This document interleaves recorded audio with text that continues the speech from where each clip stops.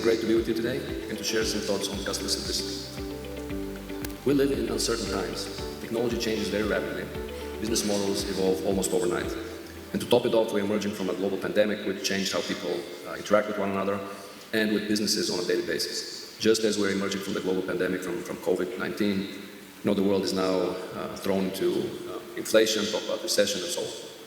Some of the most hotly debated topics in business circles are about whether the pandemic and now this talk of global recession, for example, has changed customers' needs, behaviors, and attitudes for good, or whether there will be a return to some sort of pre-pandemic quote-unquote normal. That matters because during the pandemic, whole industries were decimated, and the world was thrown into economic mayhem. We also live in a fast-paced, consumption-driven society. As consumers, we have so many choices. In addition to that, the explosion of social media has allowed us to put our lives on display for all to see. Facebook, Instagram, TikTok, Snapchat, and the like are crowded with beautiful people living their best lives, and the rest of us are just trying to keep up. This time of uncertainty and consumer choice is dominated by two megatrends. One of them is the rise of big data, data science, machine learning, and algorithms. According to McKinsey, the amount of data in our world has been exploding, and analyzing large data sets, the so-called big data, will become a key basis of competition, underpinning new waves of productivity growth, innovation, and consumer service. So these are all great things. The second megatrend is the increasing focus on customer loyalty and customer lifetime value. Many businesses nowadays want to offer personalized products and services and to create an emotional connection with their customers. You need to focus on customers' fundamental motivational drivers, to understand really what makes them tick, to really understand their deep desires, their attitudes, their beliefs. You recognize possibly the Maslow hierarchy of needs, for example. Some of the higher levels of that pyramid are really emotional in nature. In this talk, I'll try to convince you that these two trends, the reliance on big data, statistical averages, and algorithms on the one hand, and the quest for cultivating lasting customer loyalty on the other, are in opposition to one another and create inherent tension. This tension needs to be resolved by any business which wants to win the hearts and minds of the customers of today and tomorrow. In other words, businesses cannot create products and services that result in remarkable customer experiences and cannot hope for meaningful customer loyalty until they understand and treat their customers as people instead of just numbers. And this is because people are really not numbers. You cannot average human beings. Who from the audience, for example, has met a family with 2.4 children? Show of hands here. Also, I don't know if you know the story of a statistician who had his head in a hot oven and feet in a block of ice, but on the average, they felt just fine. I can do a whole hour of stand-up comedy here on what happens when you try to average human experience. I just don't have the time. But I want to focus and stress one thing. If you only look at the numbers, you think of businesses as spreadsheets. In fact, businesses are about relationships, and in relationships, trust is critical. Some folks realize this only after something bad happens, and then it's too late. You have to start building and maintaining trust before that happens. Now at Zappos, we operationally define trust, which is, by the way, a really key concept nowadays in business that I don't think it's been discussed too much. So that's why I wanted to spend some time on that here with you. Now at Zappos, we operationally define trust with a specific question or statement. And it says, retailers always have my best interest as a customer in mind. Or you can say, Zappos always has my best interest as a customer in mind. You can substitute it for your company name in there. And we calculate net trust the same way we calculate net promoter score. That question, by the way, trust question, was developed by the creator of the net promoter score, Fred Reichel. And so we take the percentage of people who give, on an 11-point scale, who give us top scores, 9 and 10, and we subtract the percentage of people who give the bottom 6 scores, 0 to 6. That gives you the net trust. It can vary from minus 100 to plus 100, and you can see here on this slide that over the past few years, trust in retail in the United States has been less than great, to say the least. And it has been between 2019 and 2021 was going in the wrong direction. Probably partly due to the pandemic, but there's probably other factors at play here. We collected this data through a quarterly survey, a large-scale statistically significant survey of the population of US consumers. And we have been doing this for a few years. Really massive sample. You can see the results here. They're really troubling. I want to also share with you another analysis we did with ratings from our own Zappos customers. We have a voice of the customer feedback group, which I'll talk to you a little bit later in this talk about. And through this mechanism, we invite our customers to give us feedback, and a lot of them do so whenever they feel like it. When they're shopping on Zappos and they see a link that says give us feedback, they do. A lot of them do so. This analysis is based on a huge sample size, 207,000 customer ratings. And in our feedback loop, we ask customers to rate the trust factor on Zappos, how easy it is to use Zappos websites and mobile apps, how easy it is to find products, and how personalized the experience is to them. And what we did here is called discriminant analysis. So we tested this model that those ratings of trust, ease of use, ease of search, and personalization would predict whether somebody is a promoter or a detractor on the Net Promoter Score. So if somebody would agree with the statement, I would recommend Zappos to a friend or a family member. And here what we found was that the whole model was very highly statistically significant. But what was really the most interesting part of this research was that trust was by far the strongest predictor of whether somebody is a promoter or detractor. So somebody who agreed with the statement, Zappos always has my best interest as a customer in mind, would also be somebody who gave us 9 or 10 on the Net Promoter question. I would recommend Zappos to a friend or family member. Now this internal research that we've done at Zappos is also corroborated by research from really established companies out there like Gallup, Edelman, PricewaterhouseCoopers, and so on. There is a better way to focus on customers and to build that trust. Today I will tell you how to do that, and we'll give you the context of how we have done that at Zappos. It really starts by giving customers a voice. You can build your own voice of the customer program, maybe you have one already, and those of you who don't really have to do so if you're going to remain competitive and customer-centric. If you don't understand customers as humans and treat them the way you want to be treated, you won't have a loyal customer base for long. But before I get into the how behind our Voice of the Customer program, I wanted to dispel some myths about customer centricity in general. So the first myth about customer centricity is that if you have these great products, it's only enough to have great products and great operations to win in business. And this is the mantra of product-centric companies. Professor Peter Fader from the Wharton School in the US has this great model of customer centricity, and he contrasts excellent companies who are customer-centric to excellent companies who are product-centric, because you can still have a wonderful business, and really the most dominant business model nowadays is really product centricity, which according to Professor Peter Fader is based on two things: product superiority and operational excellence. So if you make products that no other company can make, and if you have operations that are so excellent, so fine-tuned that no other company can reach the same speed of shipping, the same selection, and the same low prices, if you're one of those companies, it's perfectly fine to be product-centric. Some of those examples that Professor Fader gives, for example, Apple, he gives as an excellent company, beloved company that's really product-centric. They create products that everybody loves and desirable, and everybody lines up to buy the next product when they release it. Apple really they don't ask customers whether they want certain features, they just release them, and you have to, if you're using the iPhone, you have to use it. The first example of such great business was Ford, the Model T, when Henry Ford created that model. Again, it was one of a kind, and then a goal of a product-centric company is just to spread the word to as many potential customers as possible, and the bottom line will be really excellent.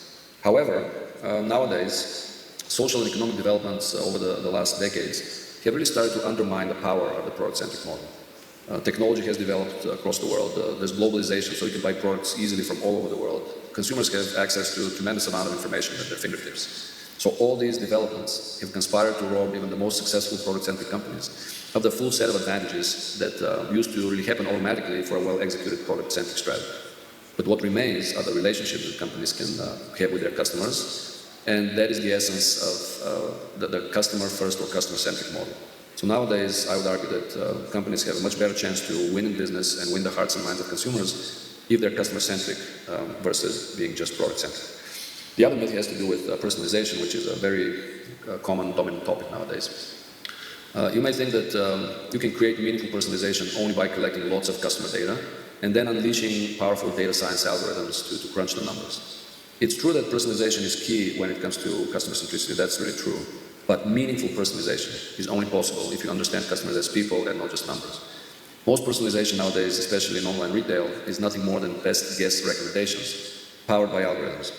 So for example, if you're renovating your backyard and you buy this big gas grill for your backyard online, most likely after you check out, you're going to get recommendations for 10 similar gas grills, just because that works on the average across all products and all customers. But in your case, unless you're a collector of backyard grills, offering you to buy more grills, it's really absurd. It doesn't make much sense.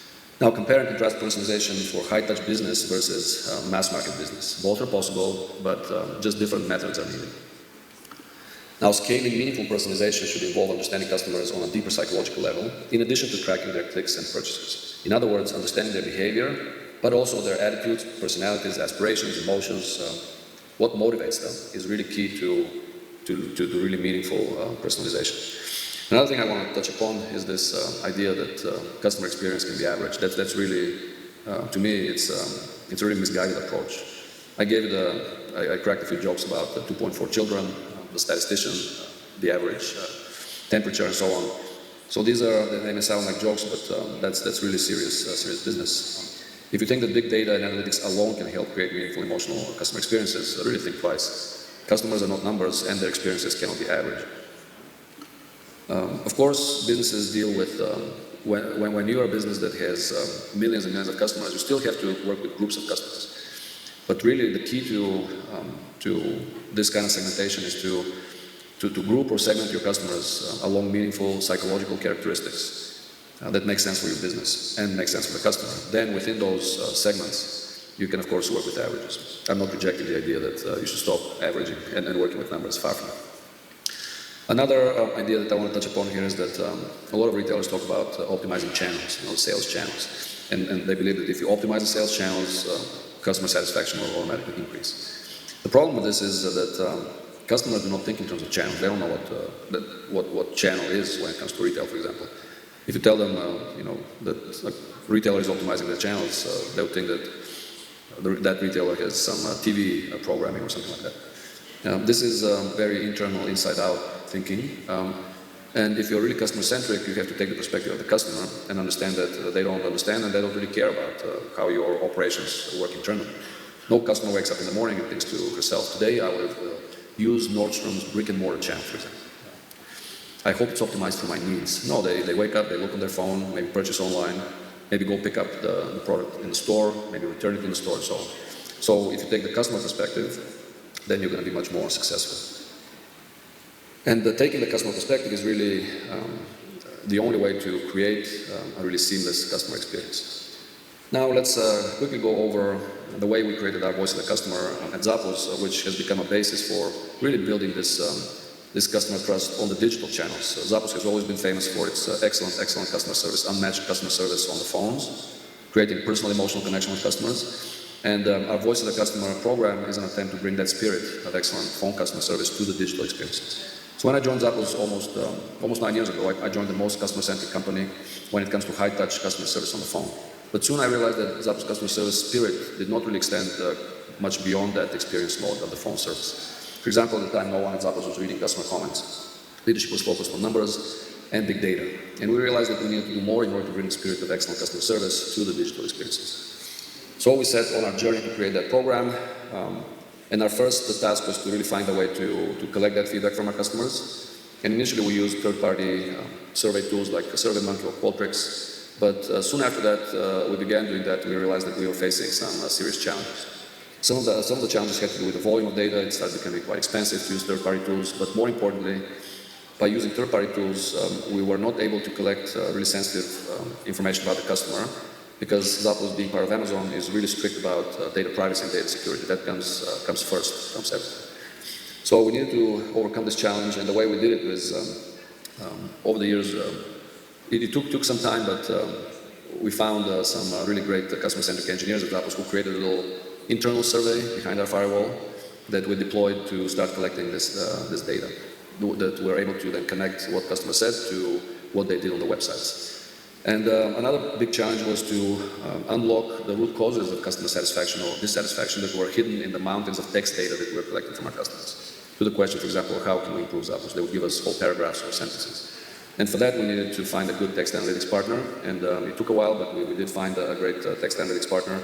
And we started now to inform internal teams at Zappos as to what to fix to really improve the customer experience. So after all these years now, we have a really robust Voice of the Customer program.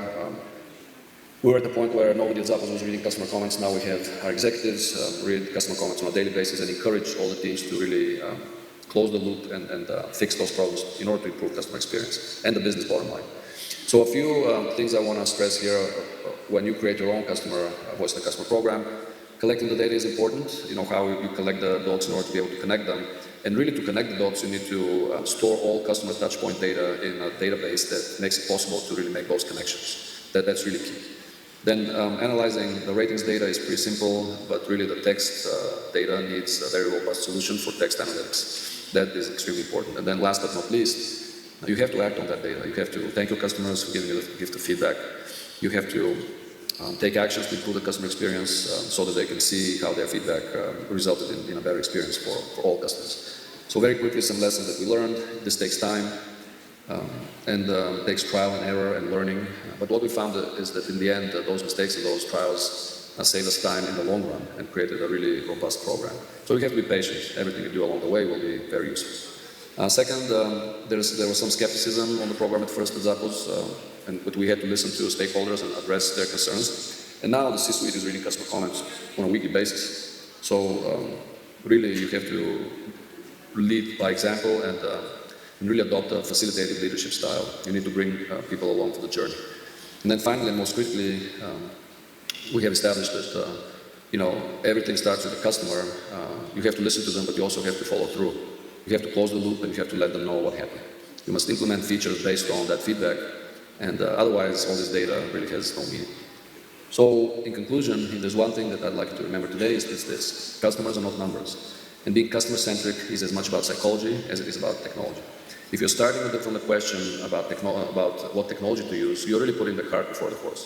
You should not start with questions like what kind of CRM system or what kind of database should I have. Instead, ask yourself, how well do I know my customers? Because at the end of the day, data alone will not create customer loyalty. Only by listening and building trust over time can you create customers for life. Thank you.